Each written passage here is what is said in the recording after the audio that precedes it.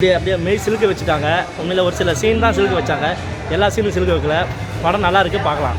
இவங்க ரெண்டு பேரும் காம்போ இந்த மாதிரி அமையும்னு எதிர்பார்த்தீங்களா? யார் ஹீரோ சாருக்கும்? இல்லை நல்லா இருக்குது. அவங்க என்னென்னா ரொம்ப படத்தில் பேசிகிட்டே இருக்காங்க, அது மட்டும் தான் ஒரு குறையாகவே இருக்குது. அதை தவிர்த்து சீட்டில் ஃபோக்கஸ் பண்ணி வேறு ஏதோ பண்ணியிருக்கலாம். படம் உண்மையிலே நல்ல படம். நல்லா வந்து 15 வருஷம் முன்னாடி நான் என்ன பண்ணியிருப்பேன் ஊரில், எங்கள் அப்பா அம்மா எப்படிலாம் வாழ்ந்துருப்பாங்கன்ற ஒரு நடைமுறையை வந்து அழகாக இப்போ இந்த படத்தை பார்க்கும்போது நான் 15 வருஷம் பின்னோக்கி போயிட்டேன். அப்போ வாழ்ந்த மாதிரி ஒரு ஃபீலுக்கு ஒரு ஞாபகப்படுத்துது. எல்லாமே நல்லா இருக்குது. என்ன படத்தில் வந்து ஃபஸ்ட் ஹாஃப் ஃபுல்லாகவே ஜாலியாக ஃபன்னாக கொண்டு போயிட்டாங்க. செகண்ட் ஹாஃபில் வந்து என்னடா இன்னும் முடியலையே படம், வீட்டுக்கு போகணுமே அப்படின்ற மாதிரி ஒரு டைம் போன மாதிரியே லொன் தாக்குற மாதிரியே இருந்துச்சு. வேறு ஒன்றும் இல்லை. இந்த படத்தை கார்த்திக் சார், அரவிந்த் சாமி ரெண்டு பேரும் யார் பெஸ்ட் ஆக்டர்னா நம்ம அரவிந்த் சாமி சார் தான். ஏன்னா வந்து அவர் நறுக்குன்னு 4 வார்த்தை பேசினா நறுக்குன்னு பேசிடுவார். இவர் சும்மா கடுகு மாதிரி பொறிஞ்சுனே இருக்கிறார் கார்த்திக் சார். ஒரு இது நல்லா தான் இருக்கும், அது எல்லாத்துக்கும் பிடிக்காது அந்த விஷயத்தை. அந்த மாதிரி ஐயா நிறைய சீன்லாம் நம்மள அறியாமல் நானே அழுந்துட்டேன் ஐயா. அந்த கல்யாணத்தில் தங்கச்சிக்கு வந்து கிஃப்ட் வேணும்னு தர்றதும், அந்த ஃபோனில் பேசுகிறதும் சரி, அந்த துப்பாக்கி சூடுதல் அந்த விஷயத்த சொல்லும்போதும் சரி, இந்த ஜல்லிக்கட்டில் நம்ம என் குழந்தையாக பார்க்குற அந்த காளையை, அந்த விஷயம்லாம் வந்து உண்மையிலேயே நானே அழுந்துட்டேன். அந்தளவுக்கு ரொம்ப உள்நோக்கத்தோடு ஆழமாக பண்ணியிருக்காங்க. அதெல்லாம் உண்மை எங்கள் அப்பா அம்மாவெல்லாம் கூட்டு வந்தோன்னா கண்டிப்பாக அவங்களாம் ரசிப்பாங்க. ஏன்னா அவங்களாம் அந்த காலகட்டத்தில் வாழ்ந்தவங்க. இப்போ இருக்கிற அந்த நடைமுறை அவங்களுக்கு இல்லை. ஏன்னா இப்போலாம் காலகட்டங்கள் வேறு. ஏன்னா இப்போலாம் எல்லாம் ஸ்பீடாக போகணுன்னு நினைப்பாங்க, டக்குன்னு வந்து எதுவுமே ஸ்லோவாக போகணுன்னு நினைக்க மாட்டாங்க. அந்த மாதிரி தான் 96 இந்த ரெண்டு படத்தை எது பெஸ்ட்டு? ஐயா நீ அடித்து கேட்டால் கூட சரி, அடிக்காமல் கேட்டாலும் சரி, 96 தான் பெஸ்ட்டு. ஏன்னா வந்து அது வந்து உயிர் உள்ள படம், இது உயிர் இல்லாத இருக்குது. ஆனால் என்ன ரொம்ப நேரம் கொண்டு போயிட்டாங்க. இதையும் டக்குன்னு ஒரு 2 ஹவரில் முடிச்சா நல்லா இருந்திருக்குன்னு ஒரு எண்ணங்கள் கிடைக்குமோ என்னமோ தெரியல. அந்த மாதிரி தான் ரொம்ப லென்த்தாக போகிற மாதிரி இருக்குது படம். அந்த படத்தில் 2 பேர் தான், விஜய் சேதுபதி, த்ரிஷா. இந்த படத்தில் 2 பேர் தான், கார்த்திக், அரவிந்த் சாமி. கதை டிஃப்ரெண்ட் தான்.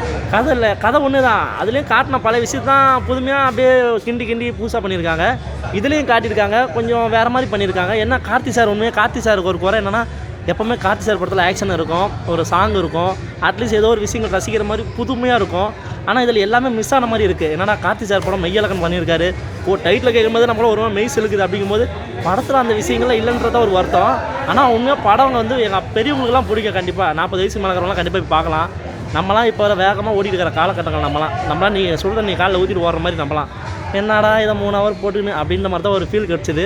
ஆனால் ஒரு சில இடத்துல நானே அழுந்துட்டேன் உண்மையாக. அந்த மாதிரி நிறைய விஷயங்கள், ஏன்னா இந்த மாதிரி பழைய நினைவுகள் வந்து சொல்கிற படங்கள் குறைவு வர்றது, அந்த விஷயத்தில் பாராட்டலாம். இப்போ இருக்க காலகட்டத்துக்கு ஏற்றதுனால தான் இந்த படம் எடுத்தாங்க. சூப்பர் கிட்ஸுக்காக தான் எடுத்தாங்க அந்த படம். அப்படிலாம் கிடையாது சார். அது வந்து ஏதோ ஒரு டேரக்டர் சார் கூட பேட்டி கொடுத்தாரு, ஏதோ பழைய நாவல் ஏதோ அப்படின்ற மாதிரி, நாவல் ஏதோ புக்கில் வந்து நடந்த கதைன்னு சொல்லியிருந்தார்.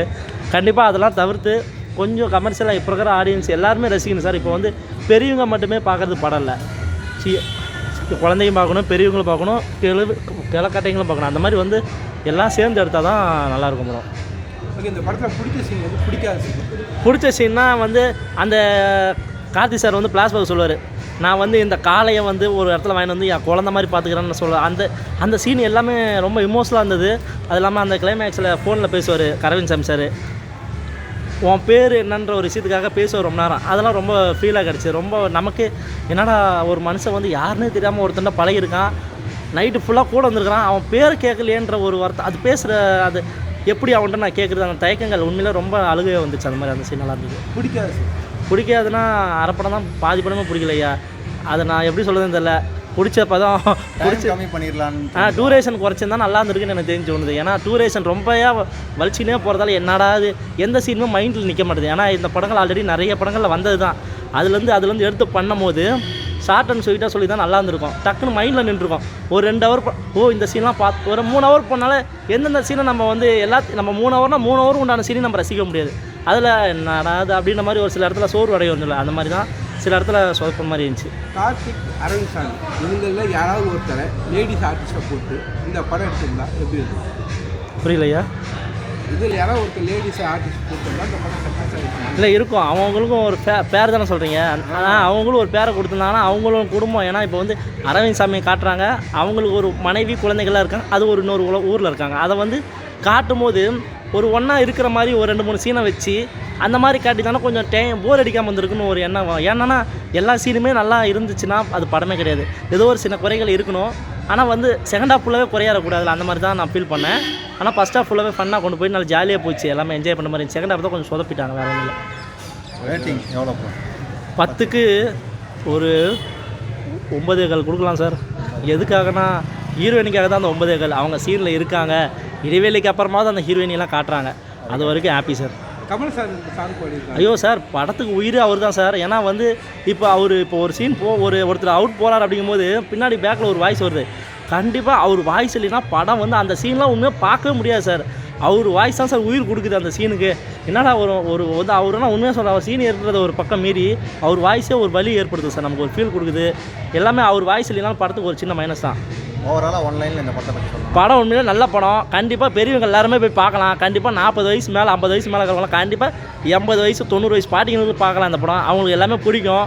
நம்பி போய் பாருங்கள். அப்படி பிடிக்கலைன்னா என்னை கான்டாக்ட் பண்ணி என்கிட்ட திரும்பி வந்து காசை வாங்கிக்கோங்க, நான் கேரண்டி. ஓகே.